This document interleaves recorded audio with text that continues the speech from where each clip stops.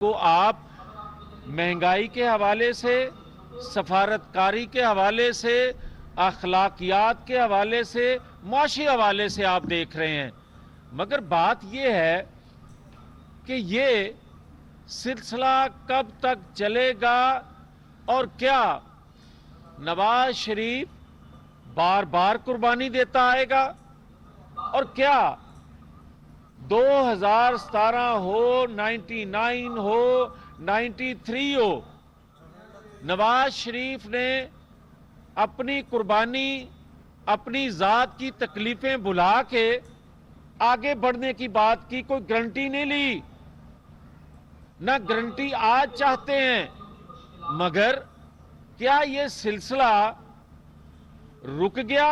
نہیں رکا، اس لیے کہ کیا مجرموں کے اقبالی جرم کے بعد بات ختم ہو گئی؟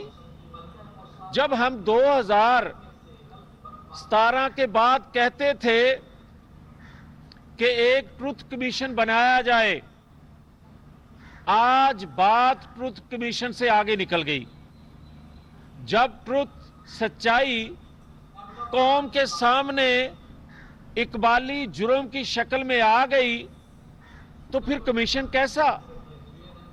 پھر اور کیا دیکھنا ہے؟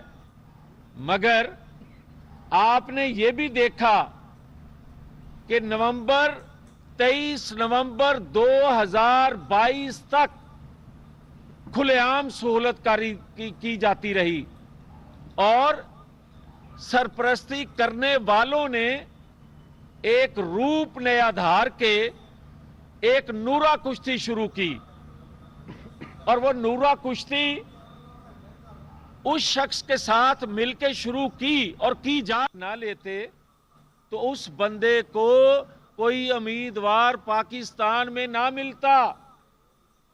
تو پھر مجھے کوئی بتائے کہ جو میں نورا کشتی کی بات کر رہا ہوں اس کو عوام میں دوبارہ سے قابل قبول بنانے کے لیے ملک کو اس حالت تک پہنچا دیا کہ لوگ جو محبت کرنے والے، جو قیادت محبت کرنے والی ہے پاکستان سے، انہوں نے اس حالت میں ملک کو دیکھ کر اپنا کندھا پیش کیا، اور وہ کندھا پیش کرنا ان کے نزدیک ایک عبادت تھی، اس قوم کی، اس ریاست کی خدمت تھی، مگر جو لانچ کرنے والے تھے انہوں نے اس سے بھی ایک فائدہ اٹھایا اور 23 نومبر تک تو براہ راست پولیٹیکل سرپرستی کرتے آئے، منصوبہ سازی کر کے اس کو لانچ نہیں، اس کو چلاتے رہے۔ اس کو مقبول بنانے کے لیے مجھے کوئی یہ بتائے کہ جو وہ کہتا تھا یہ سازشی خط جو سائفر کے حوالے سے اس وقت کے جو اسٹیبلشمنٹ کے چیف تھے، کیا ان کو علم نہیں تھا کہ یہ سازشی خط جھوٹا ہے؟ اس وقت واضح طور پر قوم کو کیوں نہ بتایا گیا؟ اور کیا انٹیلیجنس اداروں کے لوگ جو ہیں جس کا وہ سربراہ تھا، کیا اس کو بتا نہیں رہے تھے 2018 میں یا 2011 میں جب لانچ کیا جا رہا تھا کہ بقول عمران خان کے کہ باجوہ مجھے کہتے تھے یہ پلے بوائے ہے، تو کیا 2018 میں پتہ نہیں تھا کہ یہ پلے بوائے ہے؟ وہ آج پتہ چلا کہ یہ پلے بوائے ہے؟ اور آج کیا جو باتیں کی جا رہی ہیں کہ پنکی پیرنی نے کرپشن کی، فراگوگی نے کرپشن کی، یا اس سے پہلے یہ لوگوں کی جیبوں پہ ڈاکہ ڈالتا تھا، یہ ساری چیزیں اس وقت کے انٹیلیجنس ادارے کہاں تھے جب 2011 میں اس کو لانچ کیا جا رہا تھا یا 2018 میں کرسی پہ بٹھایا جا رہا تھا؟ مگر آج ایک اور شکل میں اس کو صادق اور امین بنایا جا رہا ہے۔ اور کیا صادق اور امین کا سرٹیفکیٹ دیتے وقت ثاقب نثار کے علم میں نہیں تھا کہ یہ پلے بوائے ہے؟ کیا اس وقت سعید کھوسہ صاحب کے علم میں نہیں تھا کہ جس کی سرپرستی وہ کر رہے ہیں وہ پلے بوائے ہے. مگر کیا اس قوم سے، اس ملک سے بار بار مذاق کیا جاتا رہے گا؟ بار بار اس طرح کی قربانیاں دیکھیں. اگر نواز شریف کی بار بار قربانی سے اس ملک کی معیشت سنبھل سکتی ہے، یہ ملک دوبارہ سے ترقی کی پٹری پہ چڑھ سکتا ہے، تو یہ قربانی ہم بار بار دینے کے لیے تیار ہیں. مگر نہیں اب ہو رہا. اب ان قربانیوں سے بھی ملک نہیں چل رہا. جس طرح ڈبو دیا گیا ملک کو اور پاکستان کی قوم کو یہ منہ میں زبان دے دی گئی کہ بتایا جائے کہ ان 7-8 ماہ میں مہنگائی کیوں بڑھی، بتایا جائے ملک کی معیشت کیوں نہیں سنبھل رہی، بتایا جائے ڈالر کیوں نہیں نیچے آ رہا. تو بھائی یہ بھی کہنے کی ہمت دیں کسی کو. آج کوئی بات آج بھی کرنا چاہے تو اس کی زبان جلتی ہے کہ کیا سرپرستی آج جو جس جگہ سے ہو رہی ہے، اور کیا 2 الیکشن ضمنی 20 سیٹوں پہ جو ضمنی الیکشن ہوا تھا اس پر بھی سہولت کاری اس وقت کے فیض عام کر رہے تھے اور نتائج لے رہے تھے، اور وہ فیض عام آج بھی جاری ہے. اور یہ بات بڑی واضح اور کلیئر ہے کہ کیا میں بات کروں تو میرے پہ غداری کے مقدمے ہوں اور میں نشاندہی کروں چند لوگوں کی جو اداروں میں بیٹھے بات کرتے ہیں، قومی مفاد کے خلاف فیصلہ کرتے ہیں، میں ان کی بات کروں تو میں غدار ٹھہرتا ہوں. مگر وہ روز 3.5 گھنٹے میڈیا پہ جھوٹ بولے، اتنا جھوٹ بولے کہ لوگوں کے ذہنوں پہ اثر کر جائے، تو کیا سہولت کاری اور کس کو کہو گے؟ تو پھر مجھے یہ بتایا جائے کہ اس کے پینڈنگ کیسوں کا فیصلہ آج تک کیوں نہیں ہو رہا. پھر مجھے کوئی بتائے کہ کیا توشہ خانہ فارن فنڈنگ کیس یا اس کی بیٹی کا جو کیس ہے وہ کہہ دے آ کے کہ یہ میری بیٹی نہیں ہے. وہ آ کے کہہ دے کہ یہ میری بیٹی ہے. کسی نے روکا؟ کوئی ایک بات تو ہے نا، یا نہیں ہے یا ہے. وہ اس کا اقرار نہ کرے، آج تک نہ کرے، آج تک جواب نہ دے، تو پھر میں کس طرف دیکھوں؟ اس لیے یہ میں بات کر رہا ہوں کہ نواز شریف قربانی نہیں دے گا. نواز شریف نے ریاست کے لیے، قوم کے لیے بہت قربانیاں دی، مگر اس کے قربانیوں کا صلہ جو قوم کو ملنا چاہیے تھا، جو ریاست کو ملنا چاہیے تھا، اس کی قربانیوں کو ضائع کیا گیا. آج وقت ہے کہ جو اقبالی جرم کر رہے ہیں، جو کردار 2017 کے تھے، ان کے اقبالی جرم کرنے سے ریاست کا، قوم کا جو نقصان ہوا ہے اس کا مداوع نہیں ہو سکتا. اس کا مداوع یا پاکستان نے آگے چلنا ہے جو کہ انشاءاللہ چلے گا، اس کے لیے ضروری ہے کہ ان کو کٹہرے میں لایا جائے. اس کے لیے ضروری ہے کہ ان خاص طور پر 5 کرداروں نے جو 2017 میں کردار ادا کیا، ان کی جیبوں سے اگر پیسہ نکال کے پاکستان کے خزانے میں رکھ دیا جائے تو مالیاتی اداروں سے نئے کڑی شرائط پر ایگریمنٹ کی ضرورت پیش نہ آئے. اس قوم کو جتنی کرپشن، جتنا لوٹا ہے 2017 سے پچھلے 2022 کے 23 نومبر تک جو کچھ لوٹ لیا، جس نے لوٹ لیا، وہی پیریڈ جو ہم تو حساب دیتے ہیں نا، ہم سے پھر حساب لینا لے لیں.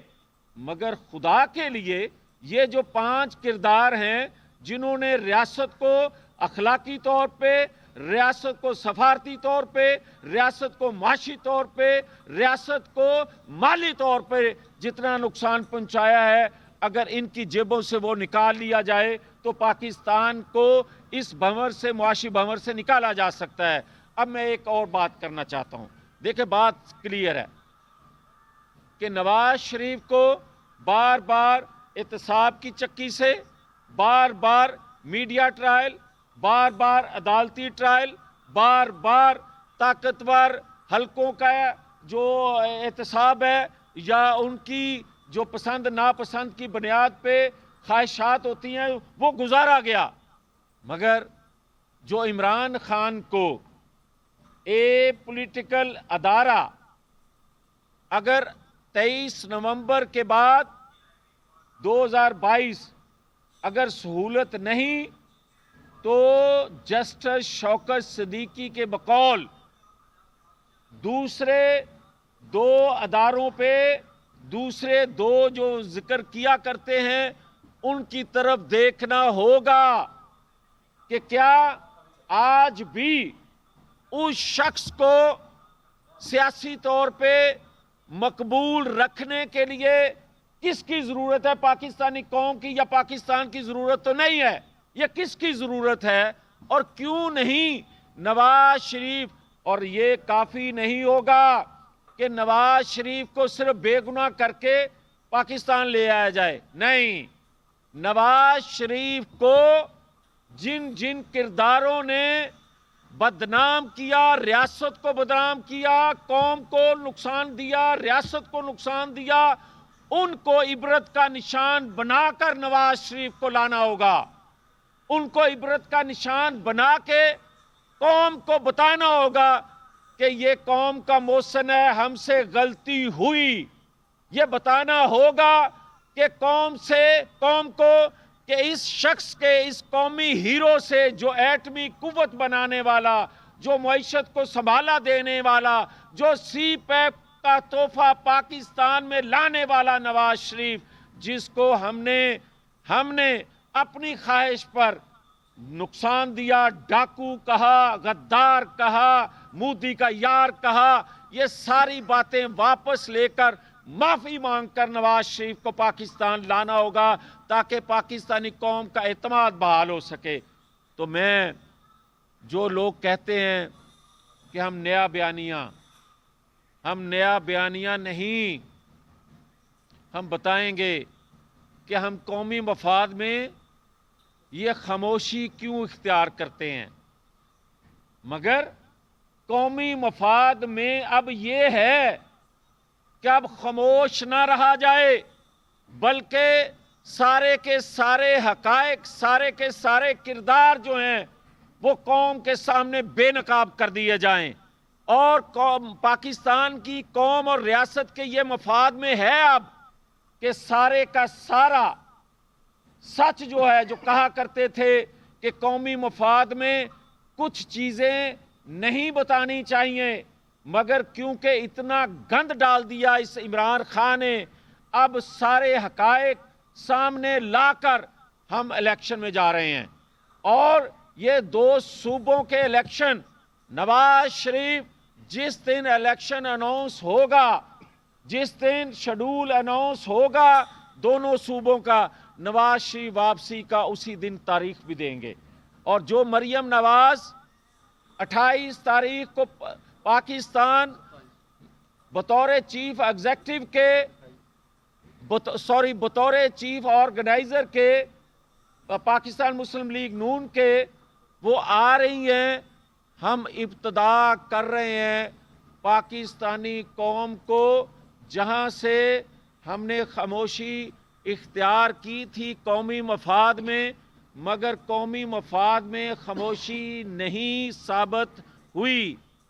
اب ہم سارے کا سارا سبق جو قوم کو سنانا ہے وہ سنانا شروع کریں گے. صاحب یہ بتائیے گا کہ آپ کی باتوں سے لگ رہا ہے آپ دوبارہ اینٹی اسٹیبلشمنٹ بیانی پر جا رہے ہیں، نون لیگ ریٹرنز کے نام سے. اور یہ بتائیں کہ یہ جرات آپ نے پہلے کیوں نہیں کی؟ 8 مہینے پہلے آپ لوگوں نے کوئی جرات نہیں کی، زبان بندی رہی گی. اب آپ لوگ دوبارہ وہ چلے گئے ہیں تو کیسز معاف ہو گئے ہیں، کیسز سے نکل گئے، آپ لوگ دوبارہ جرات بنا رہے ہیں اینٹی اسٹیبلشمنٹ بیانی. اچھا دیکھیں، آپ کی سوچ ہو سکتی ہے، مگر ہمارے کیس تو معاف نہیں ہوئے، اور نہ ہم نے معافی مانگنے کا یا نہ معافی لینے کا. ہمارے تو کیس اسی طرح ہیں، ہماری تو سزائیں اسی طرح ہیں. اور ہم یہ بات واضح کر رہے ہیں کہ جو میں نے کہا کہ 7-8 ماہ اگر ہم نے خاموشی اختیار کی تو بے قرار ہو کے انہوں نے